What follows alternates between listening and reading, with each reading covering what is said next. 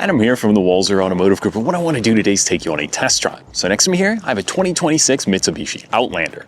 We'll look at the interior, exterior, some of the trim level specifics, then go for a spin around, see what it's like out on the road. Alright, so now we're behind the wheel of the 2026 Mitsubishi Outlander, and this is the Trail Edition. So there's a handful of different trim levels. Can get a little bit confusing when you're trying to figure out what's going on. Basically, this is an SE with kind of an off-road package added into it, so we'll cover that a little bit more. Really, for 2026, there wasn't a ton of changes cosmetically. 25 was the big refresh. The only thing they really did for this year is they dropped the 2.5 liter in favor of a 1.5 liter turbocharged engine. After spending some time with it this morning, I think I've realized why they made that decision, but again, we'll touch on that a little bit more. For now, let's put it in drive and go for a spin around.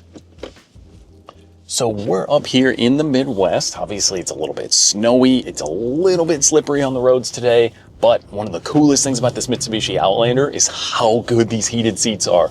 Holy cow, I had to turn them down right away because level 3 got so hot so fast. So that is a definite win in my book there.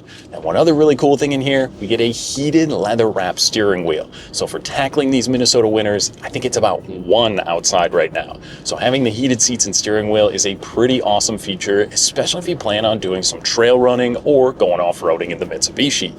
Now let's talk about this trail level trim. So there's some pretty cool stuff added into this one. Like I said, it's kind of an SE model trim for comparison wise, but basically what they've done is added kind of an appearance package and a few different options to kind of set you up to go off-roading.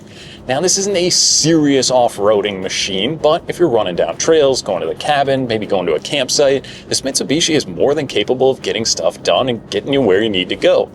Now, there is a front-wheel drive standard option for all these Outlanders, but you can add all-wheel drive, except for on some of the top-tier trim levels, it's going to come standard. I believe it's about an $1,800 option, but it's worth it. When it's slippery, it's snowy, and it's tough driving around, having that all-wheel drive system is a pretty huge upgrade, and you don't really sacrifice a ton of fuel economy to get there.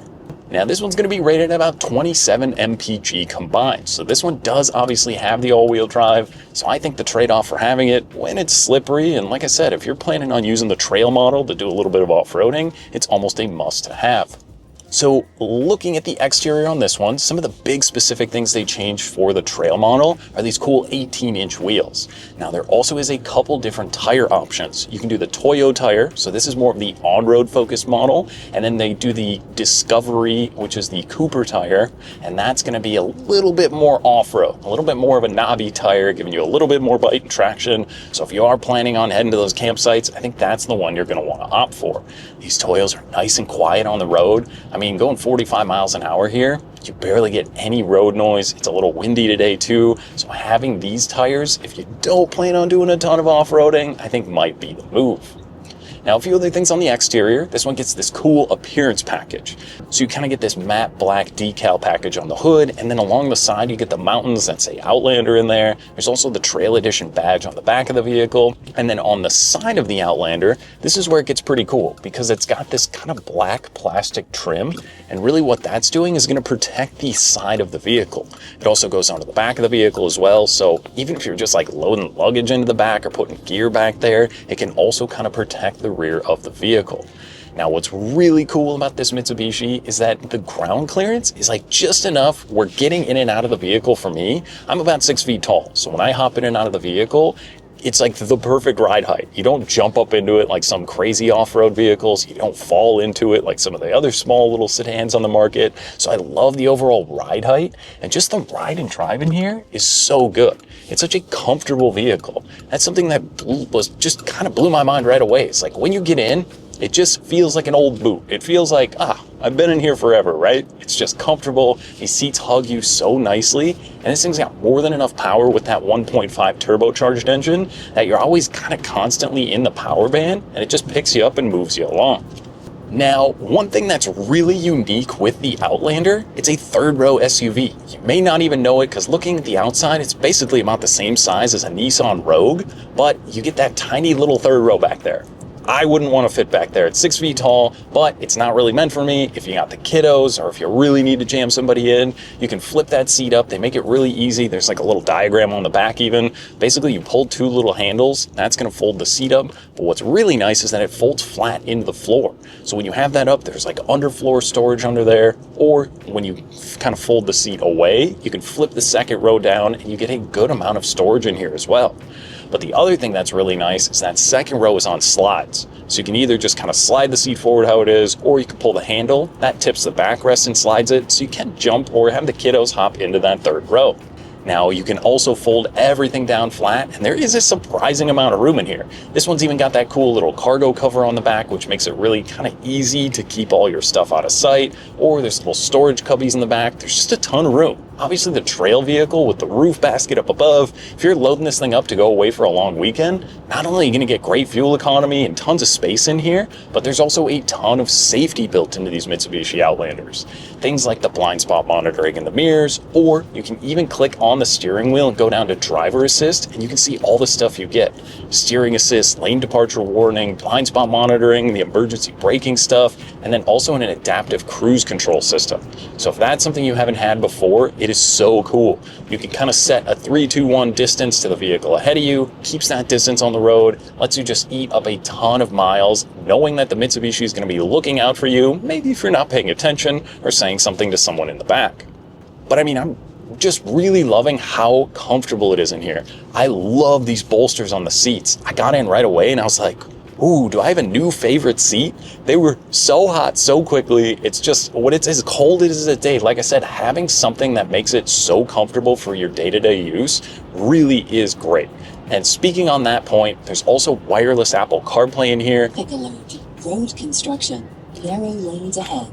So as you can hear, it will even give me notifications. So I didn't know there was traffic going on up here. It's great that it will verbally tell you that. Obviously, you can turn that stuff off if you don't want it. But I've also got wireless Apple CarPlay in here and wireless charging for my phone. So I'm not messing with my phone when I'm on the go. Text messaging, Google Maps, Spotify, it's all built right into this infotainment screen. And you've even got voice controls if you need it, which is cool.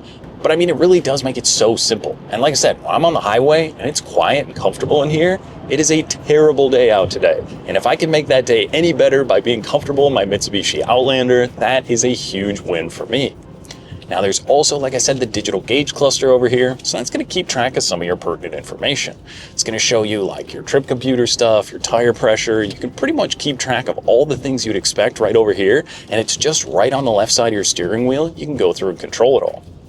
Now this one will also get a dual zone climate control in here. And like I said, you've got your heated seat buttons, but you've also got USB-C charging down here, so you can keep all your devices charged up when you're on the move.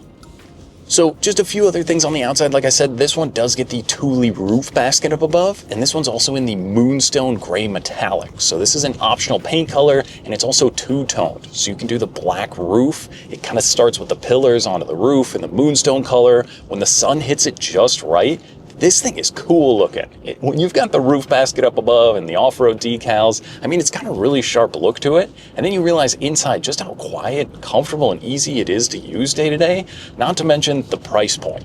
So if you're looking at off-road vehicles, usually the price gets pretty expensive.